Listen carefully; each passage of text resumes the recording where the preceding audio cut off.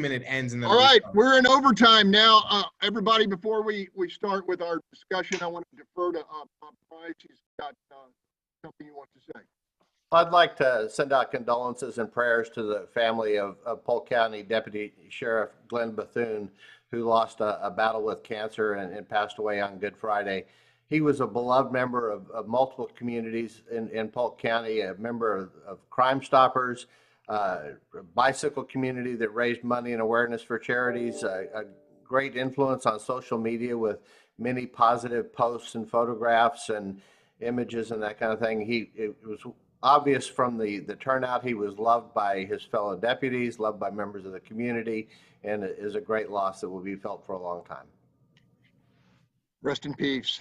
Thank you for your service. I also want to acknowledge that we have gotten word that Judge Hazel Jones will be presiding over the Elevate Strategies case, and the 3 high-ranking members of Lena Hidalgo's staff, including Alex Triantafillos, her chief of staff. Oh, Lord. Okay.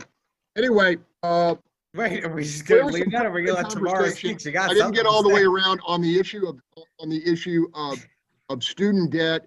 I mean, this is real money. You know, we have gone through some unprecedented borrowing, even in a nation with a long history of heavy duty borrowing, to come out of the pandemic. And, you know, $1/3 trillion minimum. I mean, that's a lot of money. I understand Biden made the pledge on the campaign trail, but, you know, and what are the ground rules here? Do folks moving forward who take out student loans, are they going to be forgiven? Are students who are currently in school and getting student loans, are those going to be forgiven? That's a terrible precedent for future presidents who are going to be pressured to make some sort of pledge that they're going to do it every time, because it's not in legislation. It's just through an executive order if he does it. And I think that he's going to do it because he only has two pledges from his I mean, granted, he's done some other things that appease the base, but 2 pledges from his campaign that he's held steady on. This is going to be the second. The first was appointing a Black woman as Supreme Court justice. And so he knows he can't go into the midterms without delivering on at least 2 of the things. Can he do this kind of spending without congressional approval? Probably not. He's a constitutional. You know, that's the big question there is, does he have the authority to spend this money? The Constitution is pretty clear that the Congress has control of the purse strings. Now, who knows what kind of loopholes they put in all these trillions of dollars of special spending bills that they've passed, that he might be able to do whatever he wants with it. But beyond that, this is purely a political ploy that's going to add to inflation. It's going to have a negative impact on the economy, and it's completely unfair to people that chose to not go to college because they didn't want to incur the debt, to people that have paid off their loans, that have worked hard and paid for that.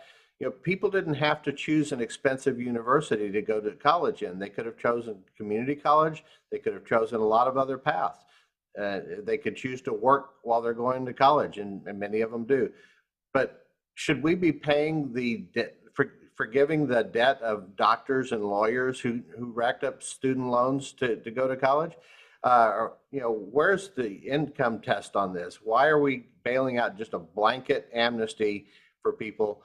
Let's look at some other solutions, like perhaps changing the interest rates on it, maybe foregoing payments until they reach a certain income level, something like that. But just forgiving this debt is not a good choice. Sergio? I just wanted to add that, you know, the issue here is not wiping out all the student loans. You know, don't get that impression. The issue is providing some relief, some breathing room for some of these folks that have been saddled with such humongous debt. Once the university were unregulated, they unregulated their tuition from some folks in the state capitol. They make these decisions where, you know, the cost of the university increased by 300% overnight. Now, folks still want an education, but I think this is the best investment. In fact, this Department of Secretary, I forgot his name, the head of the Department of Education, you know, he's a Latino. He recently said that they were able to provide some relief from this predator company. I believe it was a barber school where they cut hair and teach you cosmetology, because they were able to realize that these folks were just predators and took advantage of these folks that were poor and said, hey, I promise you, you're going to make, gazillion dollars, get this education. And these folks, they did it, and they were provided. That's already been established. I'm sure there's going to be criteria. There's going to be in terms of providing some relief. So don't get the impression that it's going to wipe out everything. The real issue, like Bill King said, what was the cause of it? The cause was unregulated tuition fees. I think a lot of people would be more supportive. Which, by the way, in 2003 was passed was a bipartisan. Both parties could not wait to pass that bill. Yep. I think a lot of people would be more supportive if there was if they did this in an earnest way and they built it in so that future students don't do the same thing, because that's what's going to happen. Future students are going to do the same exact thing and end up in the same position. Two, people who are getting their debt wiped away went through some sort of, I don't know, financial literacy or job retraining or something to facilitate future prosperity. And three, like Bill said, and Sergio said, you address the cost of schools. I mean, I don't know that I necessarily want government to like heavily regulate it, but if you can bring it back down to like 50 cents a semester, like Bill said, or something, you can make it affordable. It's really hard to get that genie back in the bottle. It is government. Most of this college tuition is paid to government institutions. These are big state universities. I'm gonna tell you, I've got a real problem with the way our big state universities are being run right now. I mean, you look at how much of the money in that budget is actually spent on instruction versus other things. And I'm just telling you, it's a problem. And I think I think there needs to be some kind of a means testing for people entering any state university.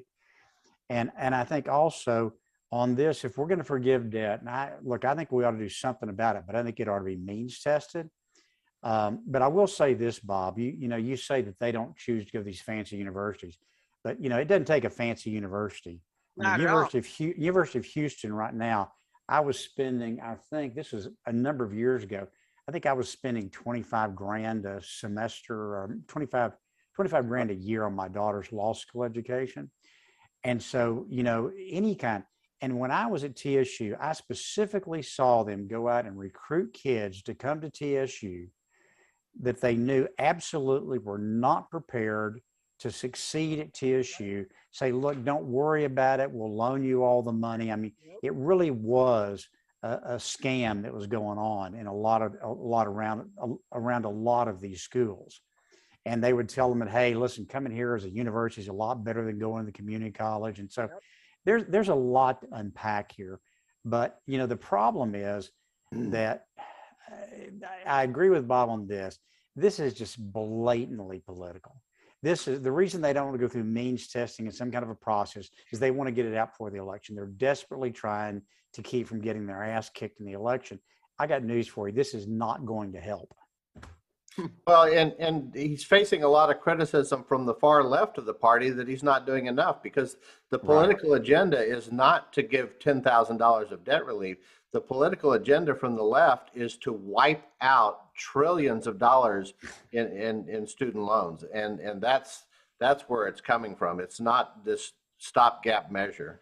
Well, it's like modern monetary theory. They believe that government should be able to spend as much as they want to guarantee food, housing, education, healthcare.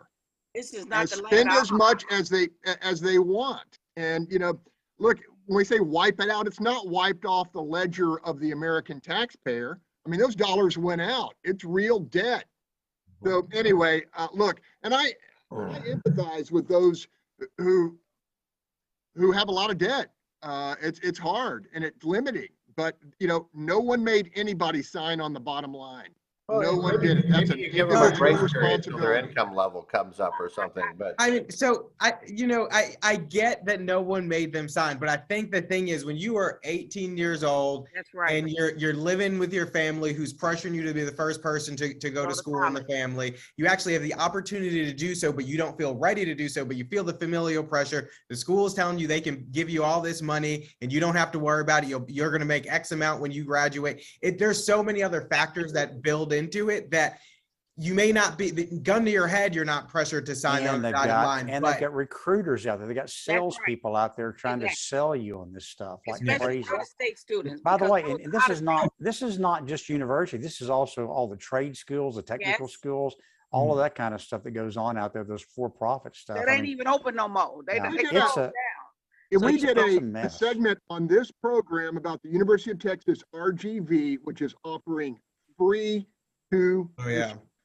you know, But like I said, this Yes, sir. talking about students, when you talk about students and you talk about how they do go out of state to recruit. I was out of state recruited to come to U of H, to come to engineering, based on SAT scores. I was the first member of my family to go to college. And the only way I could get there, in addition to the scholarships and the grants, was that I got a small loan. I got a small loan. But then when the oil industry went belly up and chemical engineers could only teach chemistry and couldn't be an engineer, I had to go back to accounting. And then I had to borrow money because I was not on scholarships, and I did pay off my debts. But I do believe that there needs to be parameters. I don't believe in wiping out debt of nobody, not even the businesses that we have done it before repeatedly. And I don't know if the whole Congress agreed to it or if it was an executive order. I don't know how they did it, but I'm saying that we have done it in the trillions in the past. And I'm saying that we need to do something to aid this generation. I don't care. You lower the interest rates, you modify the payments, you do something. You got to do something. I don't believe we should pay it off, because if they really, really, really wanted to win people over, say your 2020 and 2021 taxes, you know, COVID was going on. Girl, y'all don't pay that till later. Hell, that'd get them elected in a heartbeat without a thought, you know, that would do it. But that doesn't sound right to anybody. It's not logical, because we've been around long enough to know if you give a dance, you got to pay the piper. This new generation think free, free, free, free, free. This ain't the Emerald City, and we don't have Oz up there running it behind the curtains. This is reality, okay? Your ass spin it, you got to pay it. It has to come back. It's not just, oh, it just disappeared into fairyland. No, this is real debt. And many people agree with what Sergio just said. There ought to be a way to work it off. About we sent all these money over to the Ukraine. Hey, look, I believe we have to help them, because World War II and World War I, the world had to help the people or they were next. We've already seen it. We waited to get into World War II, and they ass went out to Pearl Harbor. So yes, I do believe we should help people, but I believe charity begins at home. We need to help these students, not wipe it out, but we do need to help. I mean, Lamar, to answer your question, the corporate bailouts were approved by Congress. Yeah. They weren't. And by the way, the vast about- majority of that money, the vast majority of that money was actually paid back. All the stuff about TARP cost of tax, the U.S. taxpayers actually made money on TARP, which is something most people don't realize took place eventually. But it seems like to me there ought to be some way that they can work some of this off. You know, go do community service. You get $10 an hour for every hour of community service you do, or go join the military and we'll repay half your debt or something like that. I mean, go join the Peace Corps. I mean, do something like that. I think there ought to be some opportunity, but they need to have some skin in the game and not just get it in the mail. But Bill, let me talk for a second, everybody. Number one, we're talking about a huge number of students who borrowed money and never got their degree. Right. That's really tough. Number two, to what Bob said, you can still work. I'm with Bill. You can still do something that if you teach in certain neighborhoods, if you're a nurse in certain neighborhoods, they forgive some of your debt. That's already happening. That's been happening for over 30 years. If you go on an Indian reservation, if you go on certain urban areas, I think Greg was trying to make another point. Student tuition, but I agree with what Bill said. Even if you didn't get a degree, you should have to do something to work this out, to give it back to the government. I don't care what it is. Well, look, I mean, it's currently a deduction, and you straighten me out on this tomorrow. If you itemize, you can deduct some of the interest on your home, I believe. Why can't we have a deduction for interest on student loans and try to cut it back that way? Greg, you What's have that? to be at a certain income level to be able to itemize. And if Correct. your individual deduction is as high as these are, those kids don't have enough. They don't have enough income to itemize, so they can't reduce it by that. I'm with Bill. I believe there should be a mechanism in place to say that if you go and help such and such in this area, for those hours that you work, turn that in, and that'll be a way of you working down your debt. I don't care if it's volunteering at a Boys and Girls Club. I don't care if it's volunteering at an inner city. Why?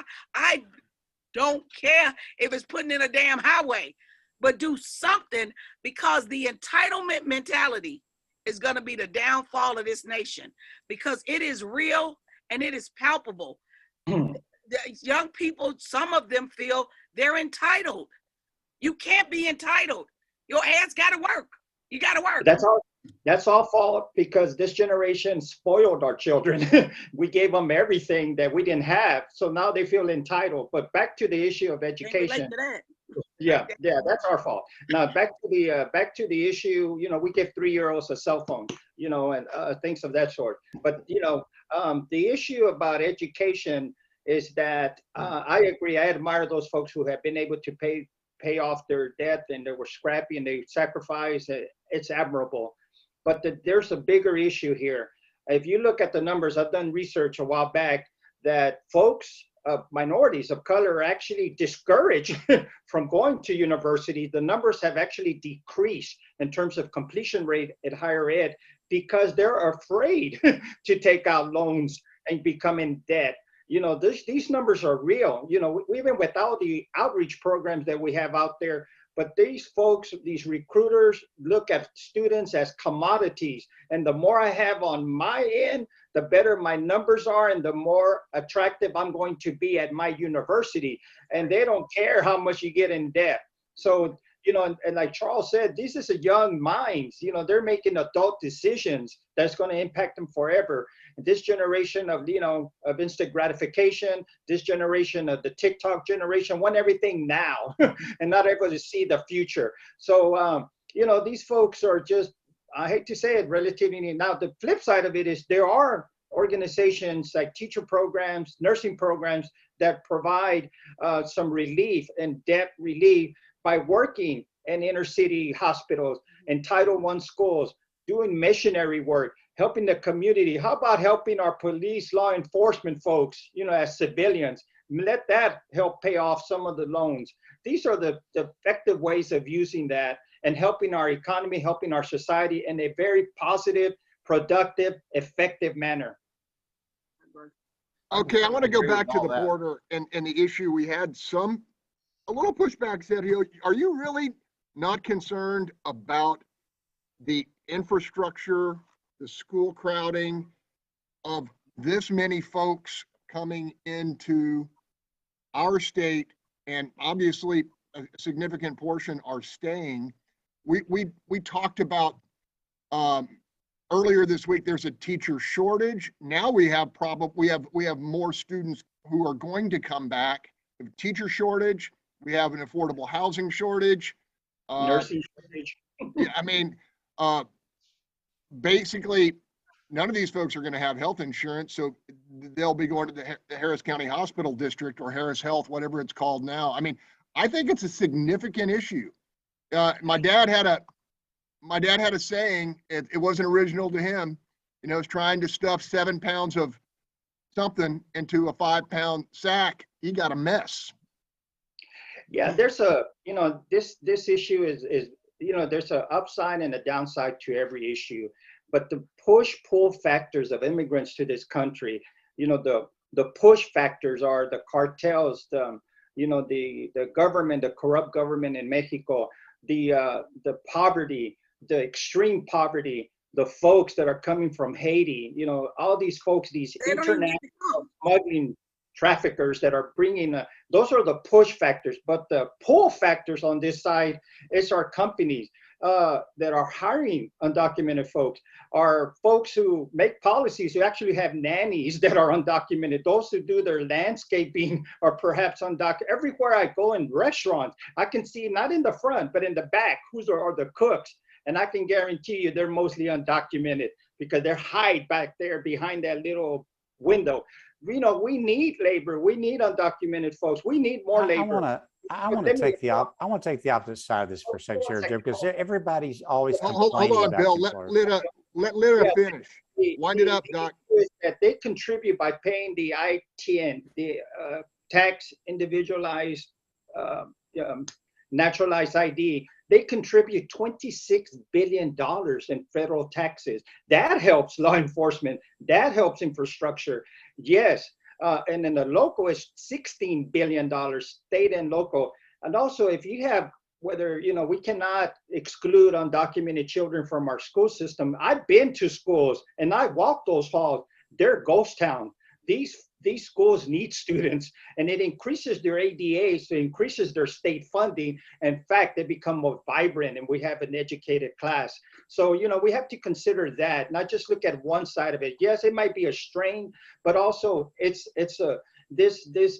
you know, there's just got to be a process. Yes, it's a mess.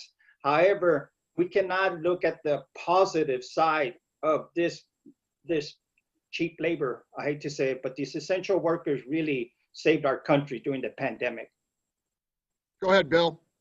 Well, I want to push back on this idea that it's all the employer's fault, because I know a lot of people that own restaurants, I know a lot of people that build houses, and they will just flat tell you they cannot keep their businesses open without this immigrant labor. And if those people come here and they're not documented, there's no way that they can hire them legally.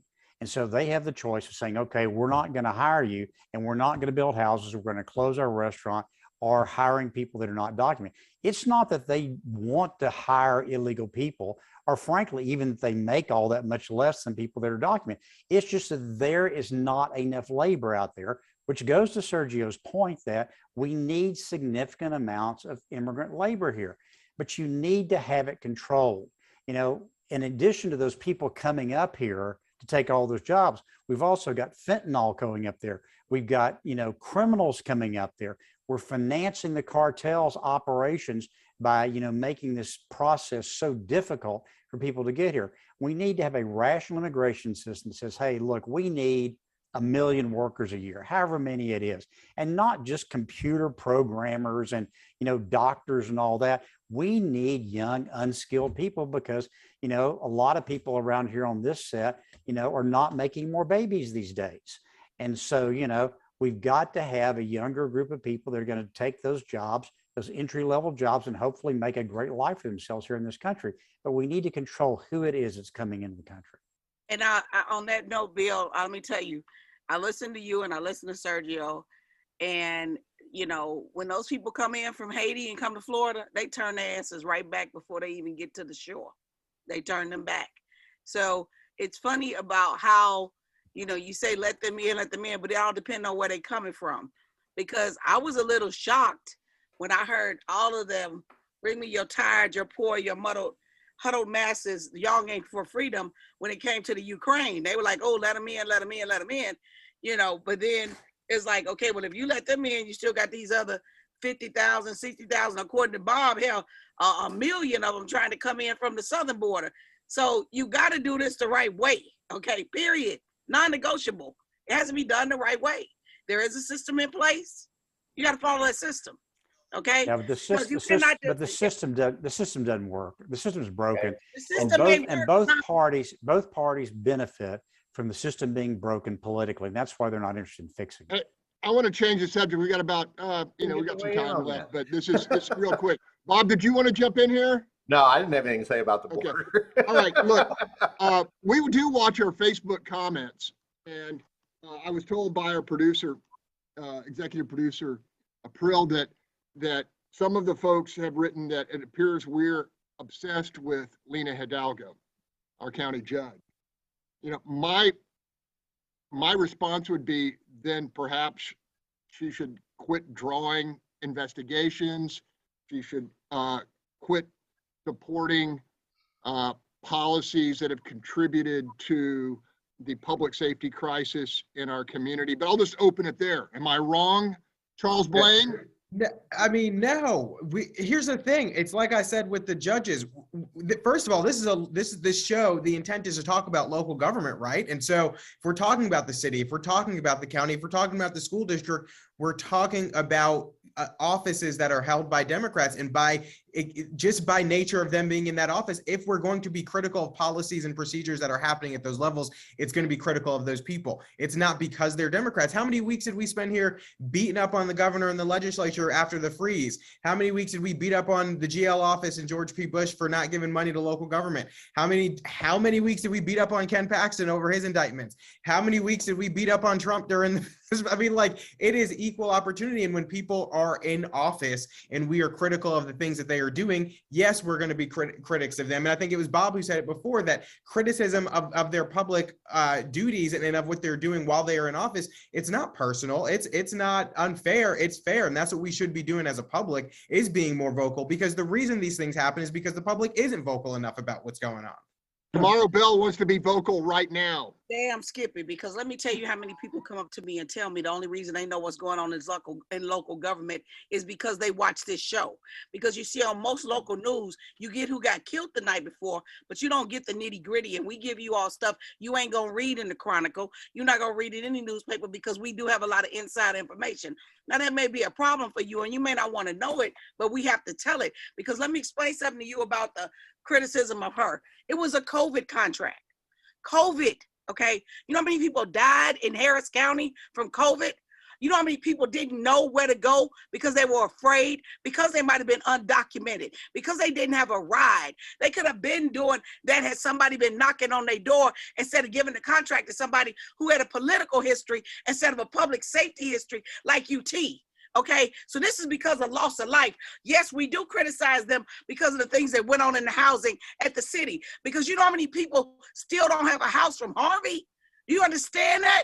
Yes, we criticize them because this is about public safety for all. And COVID didn't give a damn whether you was a millionaire or a penny-aire. That didn't care. You still got it, and some people died from it. But had this been done properly, how many lives could we have saved? How many people could not still be homeless or even live in subpar if their house would have been rebuilt because they were eligible for housing? But because of the crooked crap that was going on, they didn't even get the money down here because they were like, hell, all they gonna do is steal it. Give a damn about you. And just ultimately, it's down to this. When you are the chief executive and the governing body of Harris County, the buck stops with you. But all we seem to hear is it's not our fault that we're in a public safety crisis. It's not our fault that the jail is overcrowded and a violent horror story. It's not our fault that we talk about being transparent, and yet our practice is anything but. I mean, it's never their fault. The only time I've ever heard Lina Hidalgo say it's our fault is after the collapse of the March 1st primary, a debacle, after they stripped the authority away from 2 elected officials, saying it would be done better, more efficiently, more transparently, and it was anything but. Right. That was the closest thing. Bill, have you heard any acceptance of responsibility from, well, the majority, which would be Rodney Ellis and let me also Adrian say this. Garcia? I just want to say that if you go back and look at the panels that are on this show, there's 2 Democrats, 2 Republicans, and 1 independent. It's typically what we have on the show, which is exactly what we have this morning. You know, you got Bob, I guess, Bob, you're a Republican, and Charles, and then we've got 2 Democrats, and we've got me as the third party out here. I mean, every one of these panels is as bipartisan, tripartisan as you can possibly get. You know, this is about, and look, when Lina Hidalgo first beat Emmett, I was surprised. I was a pro-Emmett guy, but she came out and said she wasn't going to take contributions from contractors. I thought that was a big deal. That's something I've been advocating for years, and I bragged on her about. I wrote a column talking about how great this is that somebody's finally doing this. Back during the campaign, she returned a campaign contribution that she got from a strip club owner, something that I've criticized for years, and I bragged on her about doing that. And I thought, well, maybe some young, fresh blood in here with a different perspective on ethics will really pan out. But since then, we've seen exactly the opposite, and not just one time, but time after time after time.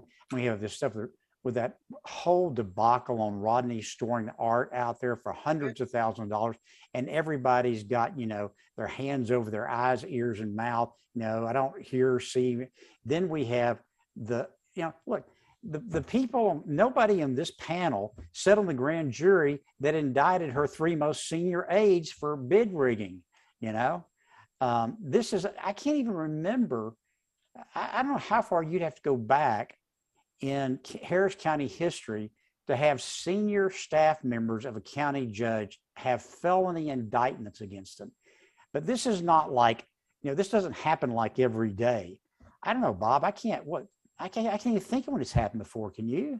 No, I don't have any recollection of it. There have been some elected officials that have gotten in trouble in the past, but the level of Eccles Sr. got indicted for that, but that was way back in like the 60s or 70s, I think. And I can't think of anything that's even vaguely comparable to what we've seen going on here.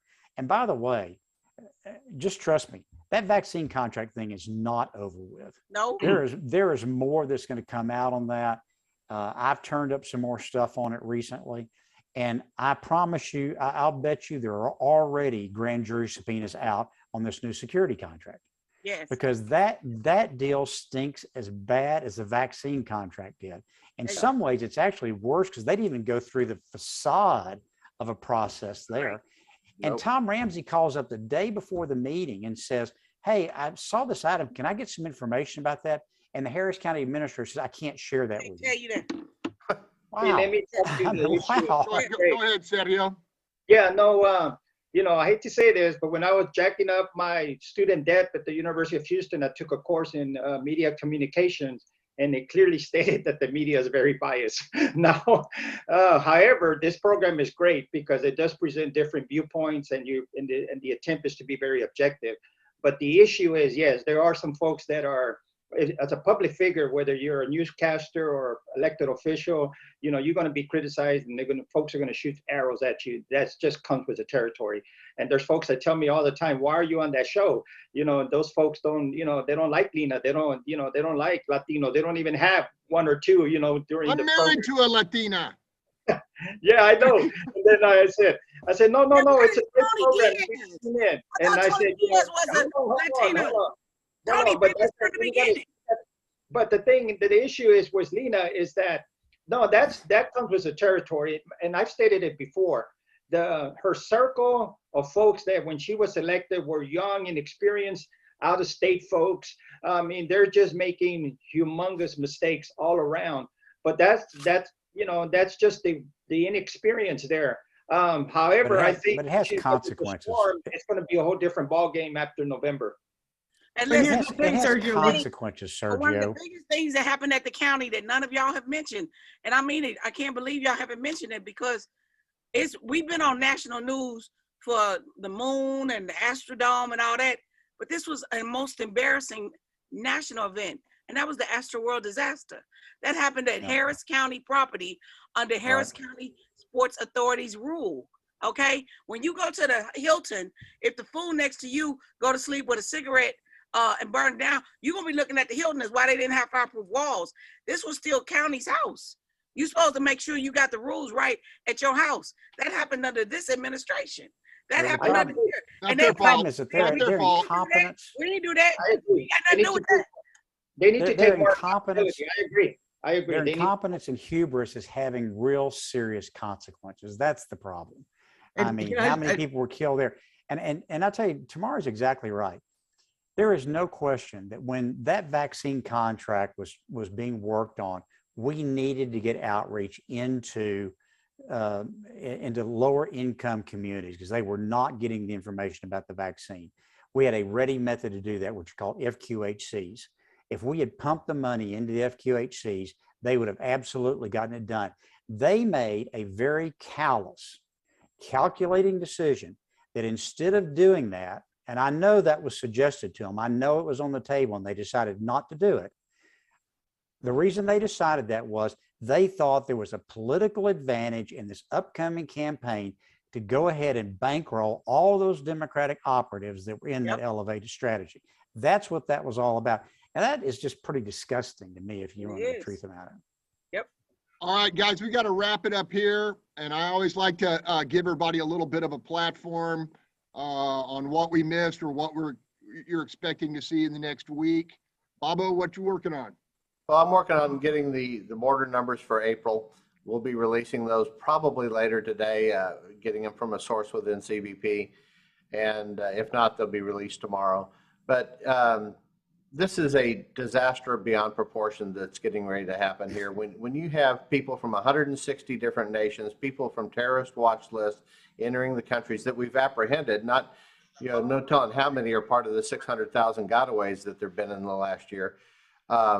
When you have 30% of the people being apprehended in the brush by these DPS crews and Border Patrol crews that are 80 to 100 miles inland from the border, 30% of those people are criminal aliens who've been deported before and are coming back, many with crimes, sex crimes against children. When you have record numbers of deaths of migrants along the border, drownings in the rivers on a daily basis, deaths in these deserts where they're dying of dehydration and heat, it's a completely out of control, inhumane, lawless situation that is funding the drug cartels with billions and billions and billions of dollars, probably about $12 billion just in the last 6 to 8 months because of the numbers that are coming across. And the United States government is complicit in this by the policies that President Trump put in place that stopped 95% of the border crossings.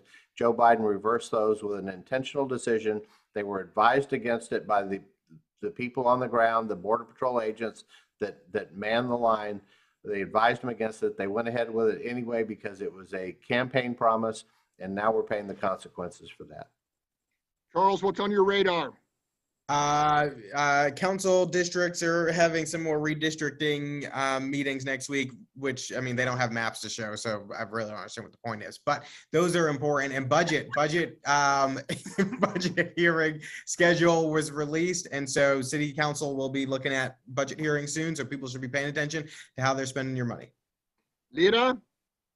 Well, we're still, our LULAC task force is looking at all the redistricting town halls that they're having at the city, Houston Community College. We were paying close attention, making sure some of those districts remain safe districts.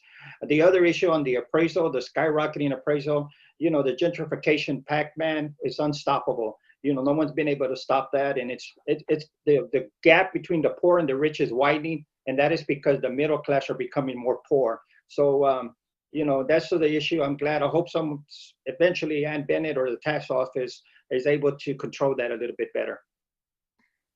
Miss Tomaro Bell. All right. One of the things that I'm looking at is the election is this week. Please, you all get out there and vote. With special election for 147, Danielle Keyes Best. Special election for HCC, it's Kathy Gunther. You all need to get out there and vote. On the HCC note, the judge shot down HCC's request for dismissal racism case against Cesar Maldonado and the leadership over there. They lost in federal court. The case is moving forward. On the city of Houston, let me tell you all something that minority-packed communities need to be watching. It's called the historic designation of your neighborhood. That trumps your deed restrictions. If your neighborhood is considered a historic district, there are parameters in which you can repair and which you can build. Over here in my super neighborhood, Riverside Terrace, the communities on a block voted against a historic district and the people against prevailed. So the city planning department allowed them to bring in 3 houses from another street to add to make them meet their numbers. We're having a meeting today because this is a true attack because these seniors cannot afford to do their house in the manner that it needs to be repaired. Most of them are widows, and this would really kill their children because that house that they have is the bulk of their estates, and they will be limited on who can buy it and what can be built on it. So we are desperately fighting this because we didn't even know the property rights, and we talking about this is in Texas, could be usurped by someone else because the benefactors of a historic preservation designation is an investor, commercial, not a homeowner. So this person who put this application in has on this one block 3 Airbnbs. The people who are against this have been living over there. The minimum, some of them is over 30 years. and this is trumping their home rights. So we're really fighting this, because when the city went to the Supreme Court, they only won by 1 vote a couple years ago. So this is something that homeowners really need to be watching here in Houston. Take us home, Bill King. You know, I took a real interest in mail-in balloting this last election because it became so hugely controversial. And so I spent about, I don't know, 2 or 3 months going off and really studying it a bunch, and including spending a fair amount of time with the people at the Vote at Home Institute, which is a nonprofit that has studied mail-in ballot and makes recommendations about how to conduct them and everything. What I found out was almost everything I thought I knew about mail-in balloting was wrong. And so I'm writing this series of articles. It's a complicated, lengthy topic. It takes a while to get through it all, but I'm writing a series. The first one I put out last week, part 1 of a primer on mail-in balloting. So if you'd like to know what the real issues are around, you know, it's one of those issues getting so politicized, you know. So like Republicans used to be all for it, you know, and then Democrats were sort of so, and now it's switched around and Republicans hate it and Democrats love it now. But it actually, the history of it shows it doesn't make much difference in elections. There is a serious issue about how you secure mail-in ballots, and it needs to be taken seriously.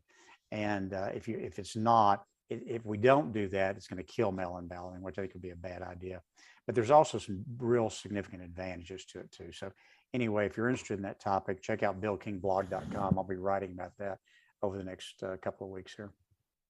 All right, folks, I think Houston, Harris County is better off for the conversation we had today. I hope they're listening. I appreciate all of you, and you're my family. Okay, so have a great week. Go out there and prosper. All right. And speak truth.